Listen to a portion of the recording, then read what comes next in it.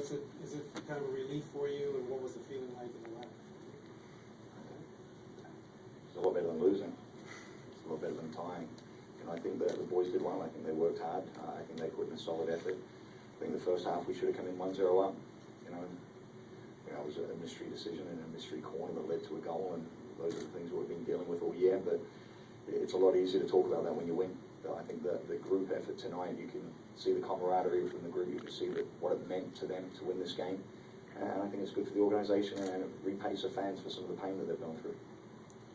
In terms of the team being able to respond to that goal at the end of the first half, and also be able to hold the lead, can you talk about the mental aspect of that psychologically?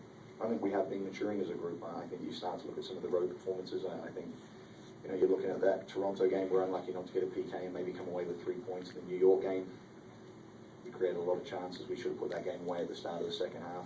I think as a group we're starting to mature. We're starting to take responsibility for what we're doing, and I think that's a positive. I think the guys have responded very, very well. I think when you start to look at the way in which we're playing, trying to keep the ball, trying to move it, trying to create chances and dominate games, I think getting a win like tonight solidifies what we've been trying to do, and it's been a lot of work to get to this stage. What does it mean to you that you're now in a very good position in terms of the Cascadia Cup? I think the Cascadia Cup is something that we've got to focus on, to be honest, and every game in the league is very, very important. But I think the Cascadia Cup is extremely important to our fan base, extremely important to the organisation, and the players understand that. They get the rivalries. So, there's a lot of games left though. And for us to be in this position, I think we're going to take each game as it comes, but it's something that's very important to us, and it's something that we will put a lot of effort into. Can you talk about Darlington Agby's play in the last few games? I think the last 3 games he has been outstanding, absolutely outstanding. I think he's finding the ball, he's finding space. Tremendous player. I think when we talk about a young team that's starting to mature, I think he epitomises what I'm talking about. And, he's had a lot of distraction as well in the last 36 hours. I think they're doing a whole a TV program about him, so his personal life has been invaded an awful lot, and for him to have the maturity to deal with that, come out and perform the way he did, it's tremendous for him. I think he is a talent, and it's our job to keep developing him and keep giving him the opportunity to succeed. But I think where he's playing in our group and the system that we're playing brings out the best in him. Is there anything that sparked him? Darlington himself, I think, understanding how good he is and trying to make the most of it. He's somebody that by the end of the year I'd like to see on 10, 11 goals, and he's capable of that. When you see him in training, he's a rare talent. His center of gravity is extremely, a low center of gravity, changes direction. He's got a quick burst of speed, he's tremendous touch. And even though he scored again, we still want to work on his finishing. So, there's some things for him to improve on. But when a person is as nice as he is, you want him to do as well as he has. How big was Stephen Smith's save? Stephen was huge. I think the first save off that, though, was tremendous. I don't know what you feel about that, but tremendous. And Stephen, I think Stephen, that's his fourth game in a row where I think he's done very, very well. And we've had a lot of consistent performances. It's very easy to put the same players out there when they're doing well. PK, has he solidified himself in the starting 11? I think he put in another good performance. He was unlucky not to score, but we've got Chris Boyd, who's a very talented player. So with Bryant DK, I still say he's a young player when it comes to games, when it comes to MLS experience. And you've got Chris Boyd, who's a very talented individual. You've got Danny Mwanga, but the system that we're playing at the moment only allows for one up top. So the best player will get to start, and the best player is the one that performs the game before and also puts the effort in training. Gavin, So that's the best I can answer that. Sorry.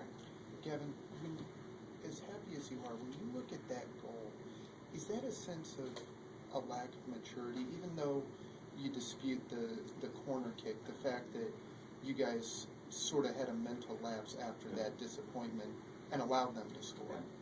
I would say no. I think we showed maturity because when you get scored on in the last 5 minutes in the first half, it's hard to basically get the locker room back very, very quickly, get them focused on the second half. And I think it's a positive to see the maturity in the group to actually climb back into the game in the second half. So if I was to take that isolated moment, yes. But if I was to look at the game, I'd say no. Right. What did you tell them at halftime? It was more about psychological than tactical. We thought that they would bring Maddox on up top. We addressed that very, very quickly. We also felt that they were changing the way that they were defending, with Roche playing a little bit tighter to Salzizo and YP Lee playing a little bit tighter. So we're asking for Bright to find the channels a little bit more, see if we could find him and play off him. But as far as that, most of it was mental, basically making sure that they knew they were good enough to go out and win it. And, you know, we're getting a lot more participation from the players in the locker room as well, which is a positive. What do you think of Eric Alexander's influence in place of Chara? I thought he was very, very good. I think he tired a little bit at the end of the game, but you know, we have to do a better job of keeping him match fit. So when we do need him for 90 minutes, he can contribute. But he takes tremendous care of the ball. He's a very smooth player, technically tremendous. I don't know what you think, but I think he's a very, very smooth player. And I've said for a while that we've got a lot of young players that have ability. Now it's a matter of maybe the losses that we've gone through, the tough times, they start to mature a little bit more. They start to realise what is needed to excel. Last one, please. Gavin, do you feel like you've gotten closer to a starting 11? It's been a while, 3 quarters of the season. Are you inching closer to a permanent starting 11? I would say yes, but I would also say the performances of an Eric Alexander keep you honest, keep you very, very honest, because now he's come in and he's done well, and you want to reward players for good performances. But the player that wasn't available tonight, Diego Chara, is also a very good, talented player. So I would say that I think if you start to look at our lineup, there hasn't been a lot of changes. And what I would say is we're starting to give a value to having a starting position, and now you have to earn that. So Eric Alexander did a tremendous job tonight, so we have a difficult decision, which coaches, I think, generally want difficult decisions. Thanks, everyone. Locker room's open.